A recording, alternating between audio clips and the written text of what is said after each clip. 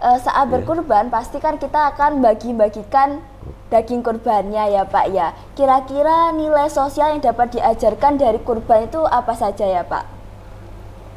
Oke, jadi kalau kurban itu sebenarnya tidak hanya satu nilai. Kita bisa melihatnya dari 3 sisi.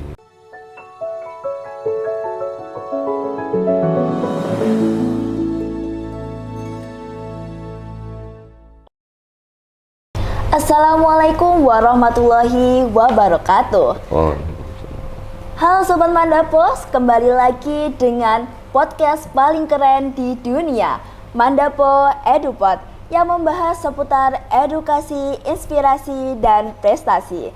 Kali ini bersama saya Sintana akan membahas tema yang sangat spesial menjelang Hari Raya Idul Adha, yaitu ibadah kurban. Bersama narasumber kita Bapak Taufik Effendi MPDI selaku guru di Mandua Ponorogo.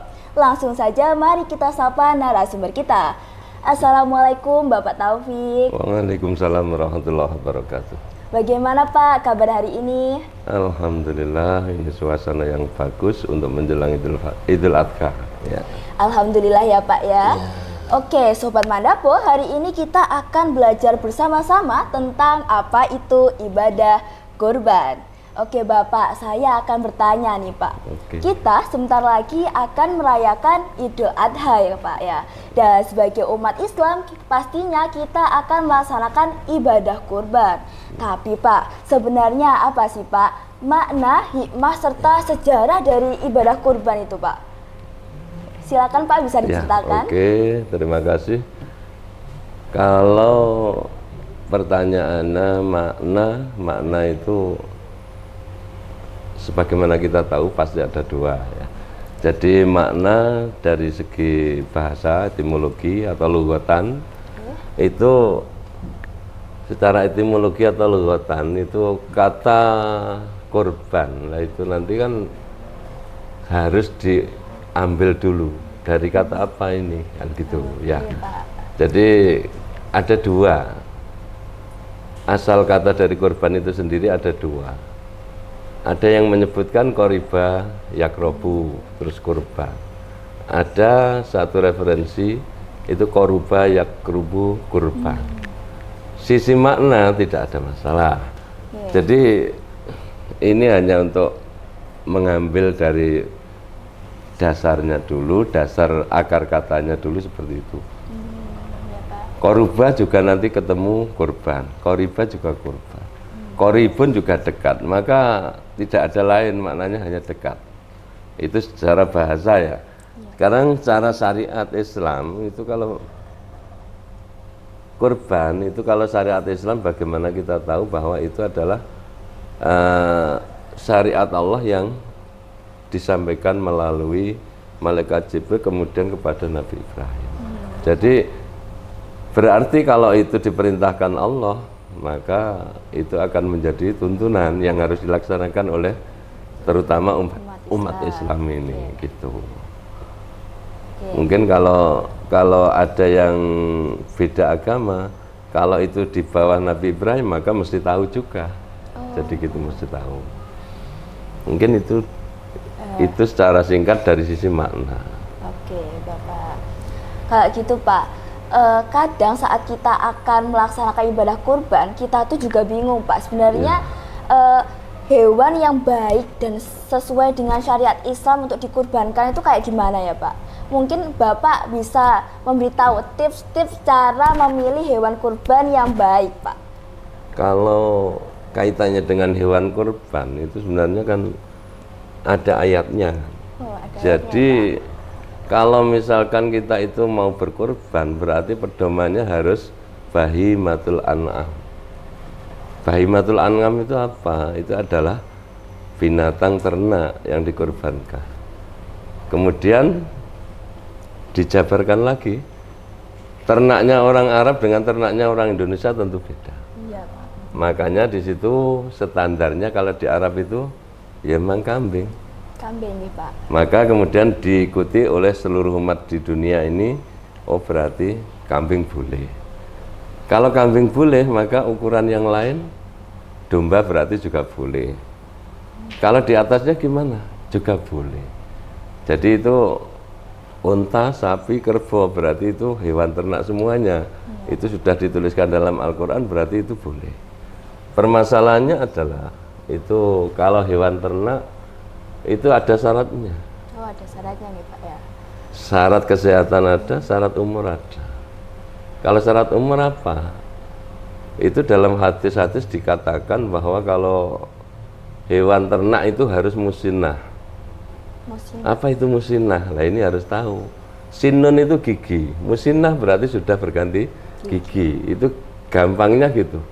Semua hewan yang di situ sehat, termasuk kambing, sapi dan lain-lain, kalau sudah musinah, maka itu boleh dijadikan hewan kurban. Itu sisi umur. Musinahnya kambing itu sekitar 1 tahun.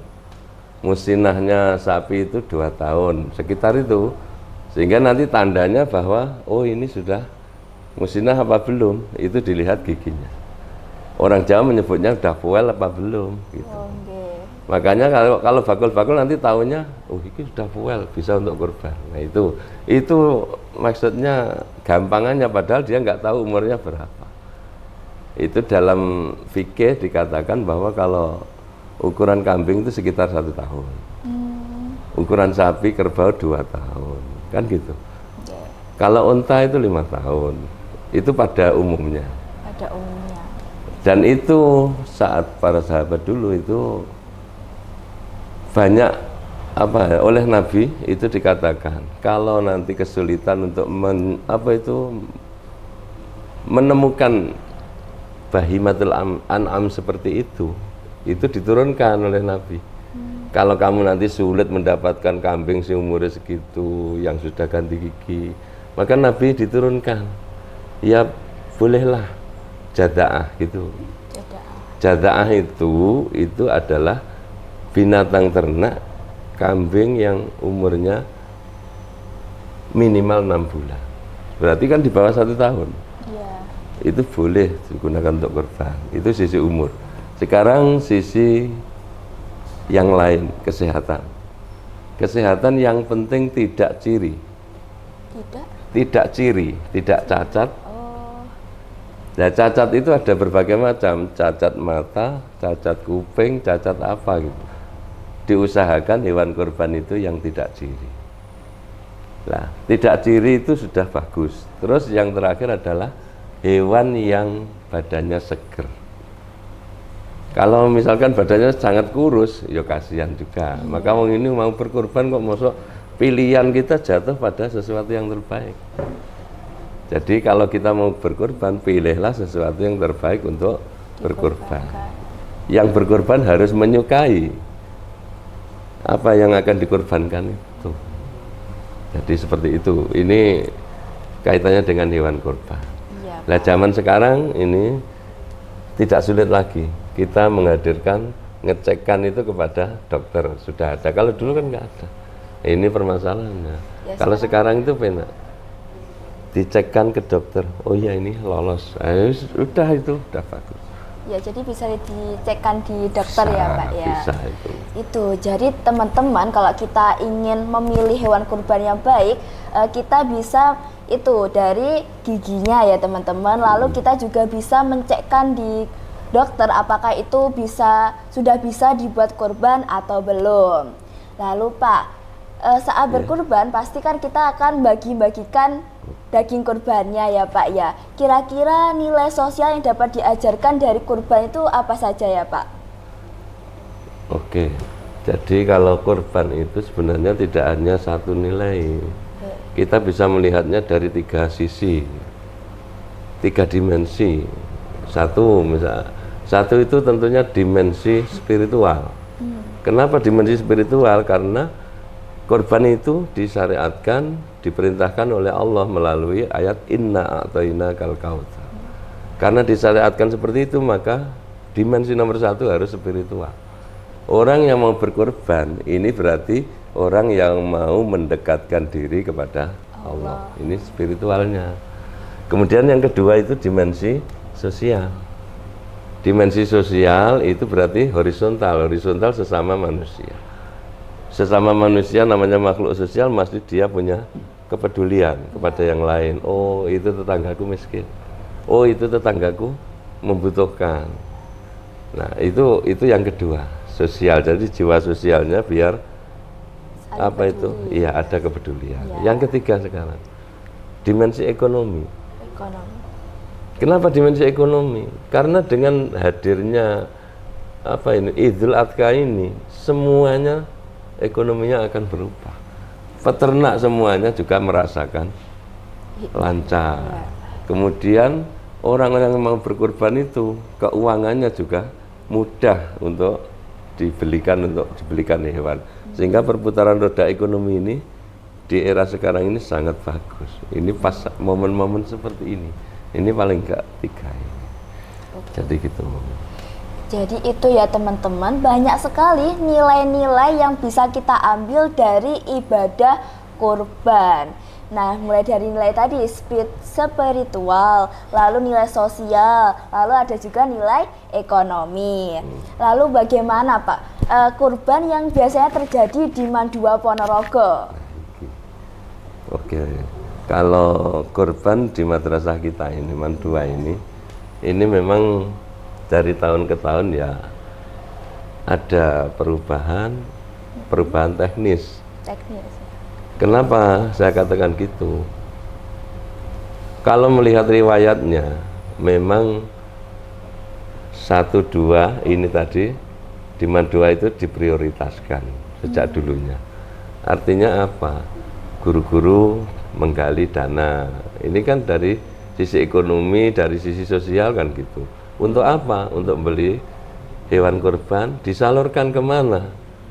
Tidak hanya di keluarga man, tetapi ke masyarakat sekitar juga ya Pak? Ya, masyarakat sekitar, masyarakat yang di sana sangat membutuhkan. Nah ini, makanya di Mandua ini pasti kalau hari raya kurban itu sering disembelih di luar. Oh, di luar. Tapi di madrasah juga menyembelih. Tujuannya apa? Untuk pelatihan, untuk eksperimen anak-anak man. Guru-guru man yang mungkin jarang mengikuti kurban, maka di situ bisa untuk ini. Kalau di luar untuk apa? Karena murid-murid man, anak-anak man kan punya juga program itu, madrasah punya program itu, disatukan maka diterapkan di masyarakat tertentu. Adapun dagingnya itu kalau kurban sebenarnya bisa kita bagi 3 juga. Daging kurban itu pembagiannya bisa kita bagi 3. Sehingga kita nggak usah bingung. Misalkan baru belajar bagaimana kita akan membagi daging kurban biar rata. Dagingnya setelah ditimbang, maka datanya dilihat, fakirnya berapa, ininya berapa, dan gitu. Daging kurban yang pertama itu untuk pengkurban dulu dan keluarganya. Itu hanya tidak boleh lebih sepertiga. Dan biasanya pengkorban itu paling ya tidak banyak-banyak amat. Terus yang kedua itu kan untuk fakir miskin. Selebihnya bebas, mau diratakan untuk tetangganya, sak lingkungan itu diratakan, nggak masalah. Sehingga bagiannya bisa jadi ya kelompoknya itu aja. Kalau masalah bagian itu tergantung. Kalau masyarakatnya banyak, dagingnya segitu diratakan, nah, gitu. Ini beda dengan zakat. Jadi daging kurban itu lebih mudah, siapapun saya kira lebih enak baginya gitu. Jadi itu ya teman-teman kurban yang biasa terjadi di Mandua. Dan ternyata kegiatan kurban di Mandua itu punya banyak sekali dampak bagi warga sekitarnya juga. Dan tadi juga Pak Taufik menambahkan tentang pembagian daging kurban yang bisa kita bagikan. Pertama untuk pengkurban dulu, lalu fakir miskin, dan habis itu bisa diratakan ya Pak ya. Lalu yang terakhir Bapak, apa harapan Bapak untuk generasi muda seperti saya terkait ibadah kurban? Baik. Ini namanya generasi apa ini? Generasi Gen Z, apa? Pak. Ya. Generasi Gen Z seperti ini memang yang dibutuhkan tidak banyak. Mencari pengetahuan tidak sulit. Hanya kemauan dan ketelitian, kepahaman ini yang penting, karena kurban ini harus berdasarkan syariat. Maka yang perlu dipahami nggak banyak sebenarnya. Iki kurban ini nih dasarnya apa? Maka sudah hafal ina atau ina itu ayatnya. Dan ini kurban ini dimulai kapan? Ini Hijriyah tahun 2 Hijriyah. Nah kan jelas semuanya. Berarti kan tinggal teknis. Kalau teknis, insya Allah kalian membentuk sebuah panitia kecil, tinggal bicarakan. Maka yang harus digarisbawahi bagaimana kefahaman terhadap kurban ini dan kesadaran terhadap kurban. Karena nek gak paham nanti akan ngawur, maka itu menjadi salah. Kalau misalkan nggak sadar, maka nanti yang terjadi itu nggak ikhlas. Aku kepeksa dikongkon gini. Bukan itu yang dibutuhkan, itu kesadaran berbagi. Nah, sadar karo konconi berbagi, dengan lingkungannya berbagi, itu sebenarnya nggak banyak. Alangkah indahnya generasi yang cerdas-cerdas ini, yang generasi kalian itu bisa kompak, jadi tim solid untuk seperti itu. Gitu. Jadi itu teman-teman harapan Bapak Taufik untuk generasi muda seperti kita agar lebih paham dan lebih sadar terhadap ibadah kurban. Oke, terima kasih Bapak Taufik karena telah memberikan penjelasan yang sangat bermanfaat bagi kita semua. Ya. Teman-teman, hari ini kita telah belajar bahwa kurban bukan hanya tentang menyembelih hewan saja, tapi juga saraf makna tentang ketakwaan, syukur, dan untuk kepedulian sosial. Semoga teman-teman, terutama siswa dan siswi Mandua Ponorogo, terinspirasi untuk meningkatkan keimanan dan kepedulian antar sesama. Ayo ambil hikmah dari kurban dengan menyatukan kebahagiaan, berbagi rezeki, dan mendekatkan diri kepada Allah Subhanahu wa Ta'ala. Sebelum kita akhiri Mandapo Edupod ini, saya punya pantun nih. Hari Raya penuh berkah, berbagi kurban jadi ibadah. Podcast kita usai sudah, tapi teruslah berbagi berkah. Jangan lupa tinggalkan pesan dan kesan di kolom komentar, dan sampai jumpa di episode selanjutnya. Wassalamualaikum warahmatullahi wabarakatuh.